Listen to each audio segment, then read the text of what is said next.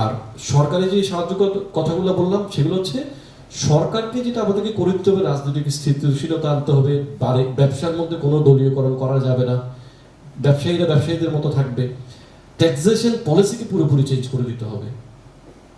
দেখা গেল যে বিলাস পণ্যের যে ট্যাক্স, আমার কাঁচামাল আমদানির পণ্যের ট্যাক্সটা কাছাকাছি, এইখানে পরিবর্তন লাগবে।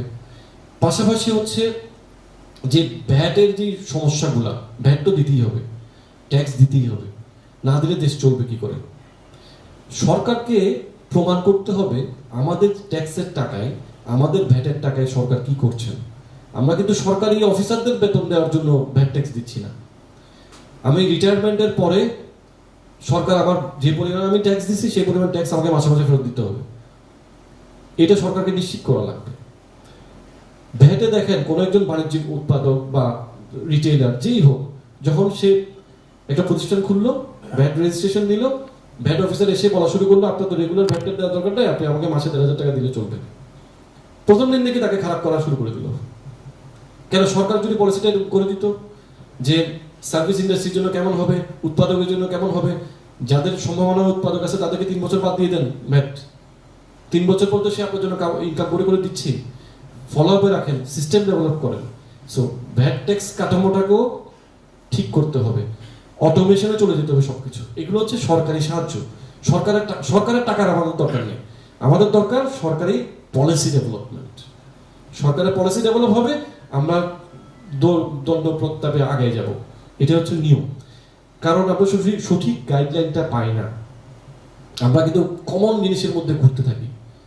যেমন আমরা আপনাদেরকে যেটা বলেছিলাম যে কি কি কাজ করণীয়, আমরা কৃষি কাজে নিজেদেরকে মনোনিবেশ করতে পারি, শিল্প উৎপাদনে কাজে লাগাইতে পারি, সার্ভিস ইন্ডাস্ট্রিতে কাজে লাগাইতে পারি। দেখেন এই যে পতাকার কথা বললাম, এই পার্কি বিচের কথা বললাম, কক্সবাজারের কথা বললাম, পাহাড়ের কথা বলি, ওইখানে যদি সরকার পরিপূর্ণ ট্যুরিজম বান্ধব নির্দিষ্ট নির্দেশিকাগুলো সরকারকে দিতে হবে, কি ধরনের বিল্ডিং হবে, কি ধরনের ব্যবসা হবে, কি ধরনের রেস্টুরেন্ট হবে, প্রত্যেকটা জিনিস কিন্তু সরকারকে নির্দেশিত করে দিতে হবে। কারণ আমরা তো যারা আছি বা অন্যরা যা আগে যেটা দেখছি, বিভিন্ন কাজে আমরা সমস্যায় পড়ি কেন?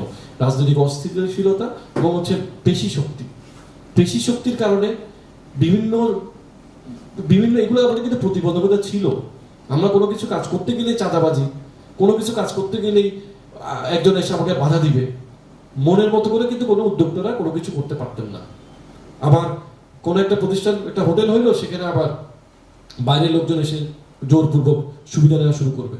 কোনো একটা প্রতিষ্ঠান করবেন সেবামূলক, সেখানে এসে সে বিনা পয়সায় সেবা নেওয়ার চেষ্টা করবে। এই জিনিসগুলো সরকারের দায়িত্ব আমাদেরকে প্রোটেকশন দেওয়া, আমরা কিন্তু সুন্দর মতো এগুলো করে ফেলতে পারবো।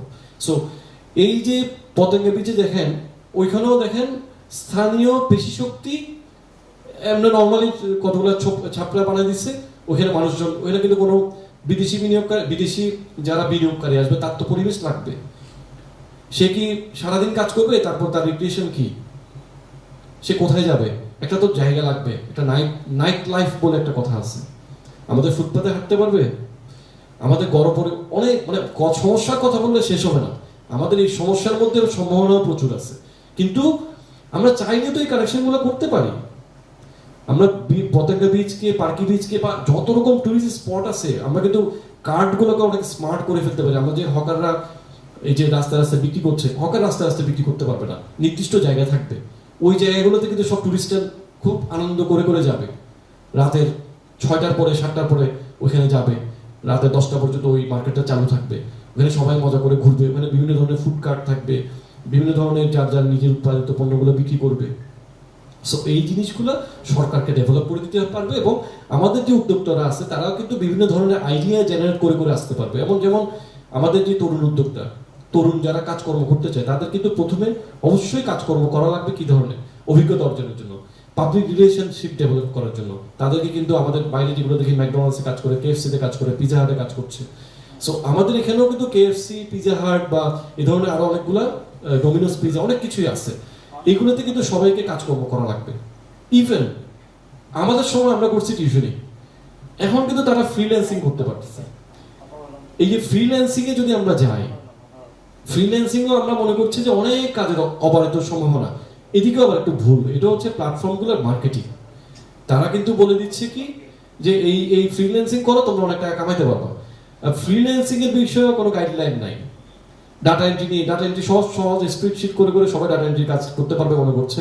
যখন আপনি ওখানে এনলিস্টেড হবেন, ফাইবারে গেলেন বা আপওয়ার্কে গেলেন, দেখা যাবে কি লক্ষ লক্ষ লোক আছে ডাটা এন্ট্রি করার জন্য বসে আছে, তা আপনি কাজ করতে পারবেন না, আপনি আবার হতাশ হয়ে গেলেন। তাহলে আপনি অন্য কাজ করেন। মানে ওই যে বললাম তথ্য কি প্রয়োজন আছে, সেখানে হচ্ছে কি প্রয়োজনীয়তা কোন জায়গায়, যেমন গ্রাফিক ডিজাইন নিয়ে যদি আমরা কথা বলি, যে একটা 3D ভিডিও বানানো, অথবা যে online marketing, promotional Facebook marketing যদি বলি, ইউটিউব মার্কেটিং, এইগুলোর তো এখন অবারিত সম্ভাবনা। এই কাজগুলো কারা করবে? এই কাজগুলো করবে এই যে যে উৎপাদকরা যে বিভিন্ন কিছু উৎপাদন করবে, তাদের মার্কেটিংটা কারা করবে? আমাদের কিন্তু সব কাজ নিজে করার দরকার নাই। আমি আমার যে কাজটা করবো সেটা আমি সর্বোচ্চটা করি, সেটা নিয়ে আমি সবকিছু জানি।